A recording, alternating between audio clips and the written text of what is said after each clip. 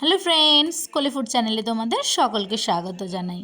আজ বানাবো দই বেগুন, যেটা দেখলে সবাই মনে মনে বলে ধুর বেগুন। দেখো, বেগুনগুলো আমি ছোটো ছোটো করে পিস করে কেটে নিয়েছি। এবার নুন হলুদ মাখিয়ে নিচ্ছি।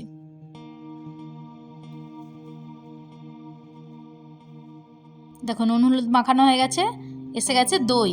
দই দেখলেই বেগুন ভিআইপি হয়ে গেল। দেখো, এবার দইটা আমি পরিমাণ মতো কাশ্মীরি রেড চিলি পাউডার, স্বাদ মতো নুন, জিরে গুঁড়ো দিয়ে খুব ভালোভাবে দইটা আমি ফেটিয়ে নেব। দেখো, এবার একটা কড়াই বসিয়ে নিয়েছি, নিয়ে তাতে দিয়ে দিলাম পরিমাণ মতো তেল। যতটা তেল দিলে দেখে মা বলবে এই কত তেল দিলি। এবার দেখো, বেগুনগুলো আমি ছেড়ে দিচ্ছি, খুব ভালোভাবে ভেজে নেব।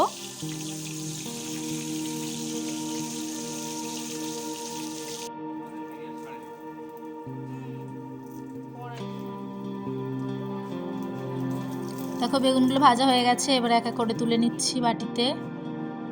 এবার কালো জিরে, গোটা জিরে, দুটো কাঁচা লঙ্কা ফোড়ন দিয়ে খুব ভালোভাবে ভেজে নেব। দেখো, ভালোভাবে ভাজা হয়ে গেছে। এবার দেখো, আমি যে দইটা ফেটিয়ে রেখেছিলাম, এবার সেই দইটা তেলে দিয়ে দিলাম। দিয়ে খুব ভালোভাবে 1 থেকে 2 মিনিট জাস্ট দইটা হালকা আঁচে নাড়াচাড়া করে নেব। নিয়ে এবার বেগুনের সঙ্গে মিক্স করে দেব দইটা। একদম রেডি দই বেগুন। বেগুন নাকি সবাই পছন্দ করে না, আর এই দই বেগুন হলে আমি তো প্লেটটা আগেই বাড়াই। রেসিপিটা যদি তোমাদের ভালো লেগে থাকে তাহলে অবশ্যই একটা লাইক, কমেন্ট এবং সাবস্ক্রাইব করে দেবে চ্যানেলটা।